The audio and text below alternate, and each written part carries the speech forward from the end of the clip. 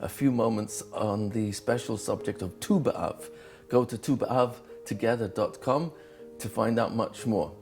So as you know, Chazal tell us that when the Jewish calendar recycles each year, it's not just a celebration of an event that took place in the past, but the specific strength, power, koyach of the event is injected in that moment.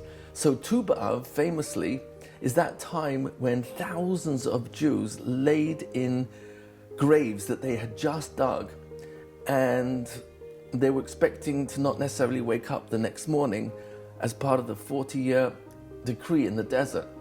And the next morning they woke up. So they figured, oh, they must have miscalculated. So they did this the next night, the 10th of Av, and 11th, 12th. And then by the 15th, they knew the moon had waned to a point where it's obvious that it must be the decrees ended. So there was a tremendous simcha. And ever since, so that has been a time of extraordinary simcha. What's the greatest possible simcha? Well, there's a lot of different ways of answering that. And one is the continuation of the Jewish people, which means marriage, which means finding the right partner. So, as you know, Tu B'Av is that special time which has Shas Ratzon, Eis Ratzon. It's a moment, a time of extreme favor. The greatest Eis Ratzon that's possible, besides davening nates, which is Eitz Ratzon Gadol, Chazal tell us that if one Jew had davened nates on the day of Tisha B'Av, when HaKadosh Baruch Hu destroyed the Beis HaMikdash, he would not have been able to destroy the Beis HaMikdash. That's the greatness of Eitz Ratzon, a time of favor. So Hashem had to make it an extremely cloudy day, so no one was able to mechaven to identify the moment of nates of sunrise. This is an enormous Eitz Ratzon. What is that Eitz Ratzon? For a person to find their zivug.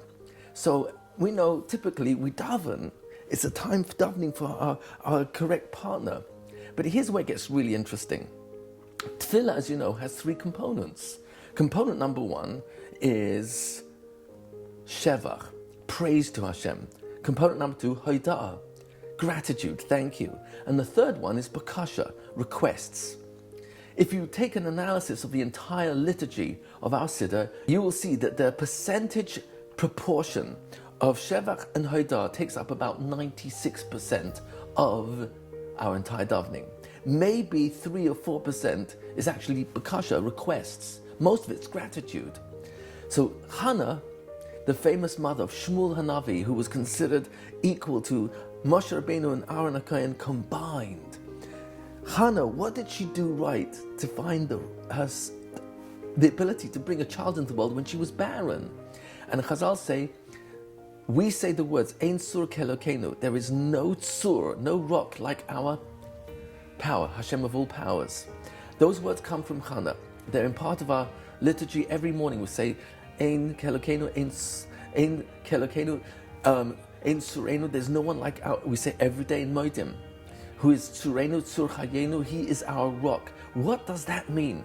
So Hannah had this amazing ability to realize, Rebbeinu Shalom, you're the Tzur, and really a Tzur is a Tzaya. That's what Chazal tell us. A Tzur, you are a rock, but you're really our Tzaya. You are our artist. You are the one, the craftsman who actually made us. But not only that, you can change the womb that's not able to have a child into a womb that is able to have a child. So Ein Tzur Kelokenu, there's no artist like a Kadosh Baruch who can change our muzzle. How do we change our muzzle? And the amazing answer is, when we engage in thank you more than anything else, not the bakasha part of tefillah, but use the Eitz Ratzon for thank you. And say, thank you, Hashem, I'm single. Thank you, Hashem, because through being single, I'm coming closer to you. Thank you, Hashem. I know you love me, and there's someone out there for me, because that's what Chazal tell us. Every day the Baskel comes out and screams out, so-and-so is going to marry so-and-so. And why does it have to come out every day? So I should never give up, thinking that, well, I've lost it. No, Hashem, even if Has v'Shalom, I messed up my muzzle, Ein Tzur Kelokenu, there is no one who is so brilliant that you can change our muzzle.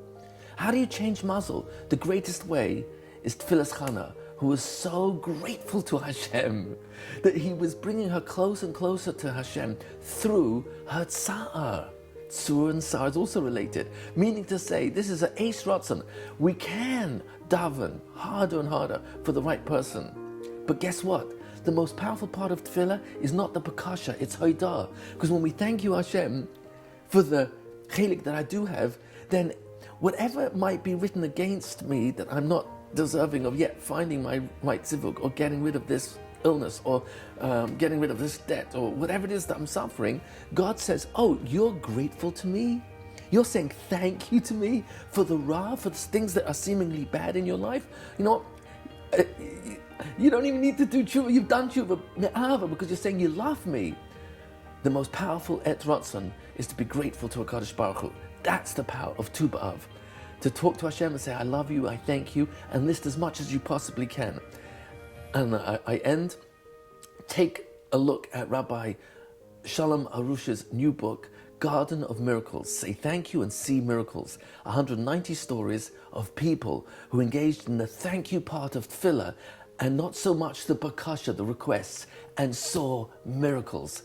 Take advantage of Et Ratzon, this time of favor, Tu B'Av, together.com. Thank you. On Friday, August 16th, Tu B'Av joined over 500,000 Jews from across the world uniting together for Shidduchim. To find out more about this special project, please visit TuBa'avTogether.com. At TuBa'avTogether.com, you can watch many more inspirational videos, download the Tehillim to be said on Tu B'Av Together, and submit your names for Tefillah for absolutely free. Please share this video with friends and family, and let's make it Tu B'Av together.